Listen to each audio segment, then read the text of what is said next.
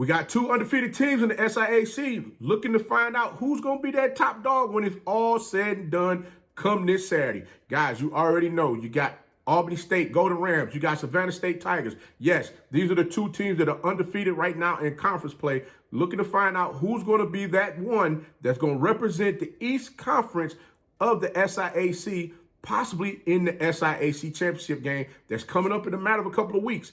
Guys, we're going to go ahead and break this thing down as far as what we can look forward to in this game.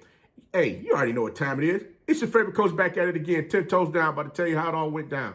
This is Tomorrow Leader Sports Network with your host, Coach Walker. If you're new to the channel, please like, share, subscribe, hit that notification bell so you get all upcoming videos. And for all my leaders out there, if you haven't done so by now, make sure you hit that notification bell so you get all upcoming videos. Like, share, and comment on these videos as well. And guys, not to mention, tap in a friend or two and tell them to come on in. It's nothing but positive vibes over here. We're just having a good time talking about HBCU sports.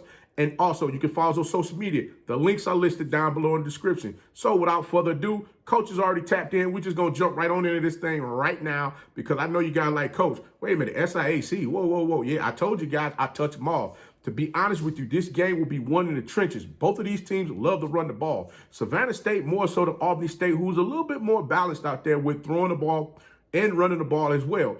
But like I said before, this game will come down to the trenches. The average time of possession for each of these teams is slightly off between the two. You already know there's only 60 minutes in a game. So guess what? Albany State, they hold on to the ball for 30 minutes and 39 seconds per game, while Savannah State, on the other hand, their time of possession is 31 minutes and 59 seconds. Now, the Golden Rams they definitely would need to control the clock with running the ball, especially if they're not putting points on the board. Remember, in the previous game that they played against Benedict, things was a little sloppy out there, and they start off a little slow. So Savannah State, they're looking to run the ball. They're going to do what they do best, which is run the ball. And guess what? If you can't stop the run, they're just going to keep pounding it at pounding it at you until you find a way to stop what they're doing. And if you can't stop it, guess what? They're going to keep on giving you more doses of it until you just break. But I'm going to be real with you. The Golden Rams, they can control the clock with their running back, Marcus Folk, and Cam Ward. They got to stay ahead of the chains, making sure they're not in third down and long situations. And they got to make sure that they're putting points on the board. Now, the big uglies up front for the Golden Rams, number 50, McQuail Harvey, number 60, and Chandrick Buchanan, number 65, Jawan Gordon, number 72, Raymond Thomas, number 77, Katre Pringle. They got to dig in deep. They got to make sure they get those holes open up for those running backs to run the ball, as well as making sure they keep their quarterback, Banu, clean back in the pocket where he's able to throw the ball up and down the field. Make precise throws, not turning to Superman doing crazy stuff. Stay within the game plan. If the passes are not there to the receivers, pull the ball down, take off up the field, get what you can get, and let's play for another down. Let's not get out here and do something crazy this week and just start flying that ball over the field, because trust me, Savannah State is definitely looking to get some interceptions and start taking them bad boys to the house, because they haven't had many this season, but trust me, they're looking to feast this week. Albany State, got to remember, you got to execute.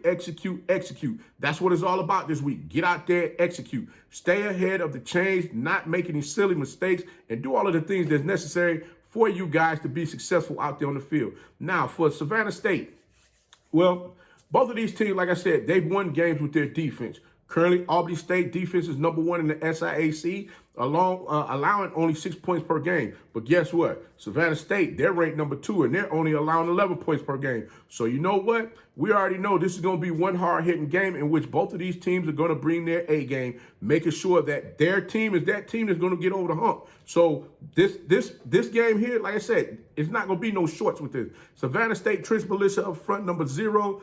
McKinley Newbill, number 95, Bernard Brown, and number 91, Jamal McKinney.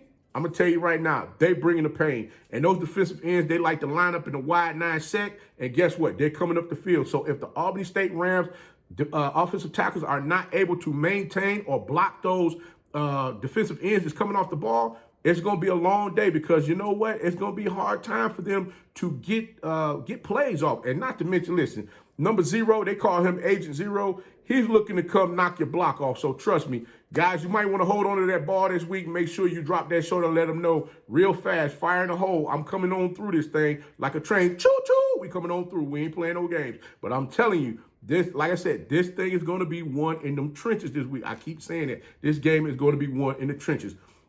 Now, Albany State Big Uglies up front, like I said, they must contain the defensive line for Savannah State. They cannot fall asleep at the wheel. It's just not something that they can do. Now, on the offensive side for Savannah State, quarterback Devin Gibbons, he has no problem with pulling that ball down and taking off in a heartbeat, especially if by chance there's a lot of pressure that's coming up the field on him. If you're not maintaining those gaps and closing those lanes down, make sure everything is pushed back inside, you're gonna be looking at the back of his jersey, and that's just real. Like I said, he has no problem running behind his big uglies up front. Number 70, Harvey King. Number 65, Connor Vasher. Number 55, Kyle Frazier. Number 50, Dalen McLeod. Number 62, Stephen Gray Volavi.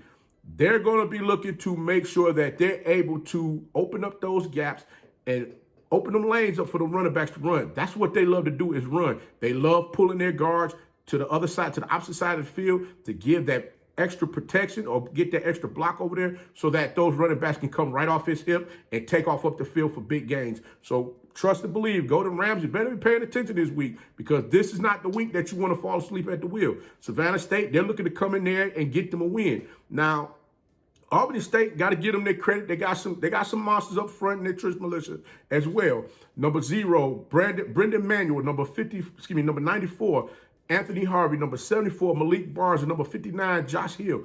Like I said, you guys must maintain gap containment. You got to wrap those running backs up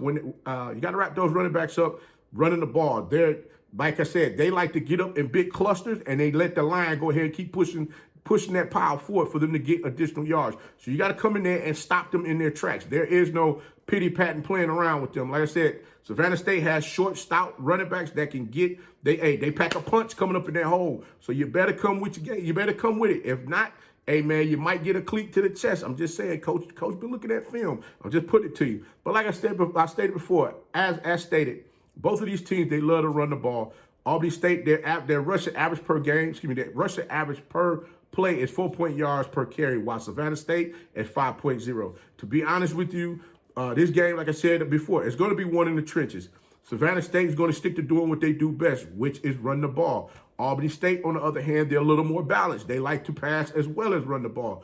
But you got to make sure that you're not making any critical mistakes that's going to cost you in this game. Savannah State has a tendency of fumbling the ball, as well as Albany State has tendencies of throwing interceptions. Both teams have a tendency of making bad decisions at the wrong time, and which causes turnovers. So in this game, like I said, it's going to be execution, execution, execution. Playing smart football and just being ahead of the game and not being behind. Because like I said, when you get behind, you start making decisions that don't make much sense, that can be costly.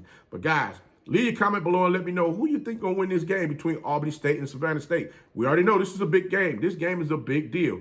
But until next time, guys, if you like the content, please like, share, subscribe. Hit that notification bell so you can get all upcoming videos. Follow us on social media. The links are listed down below in the description. And remember, be the one and lead.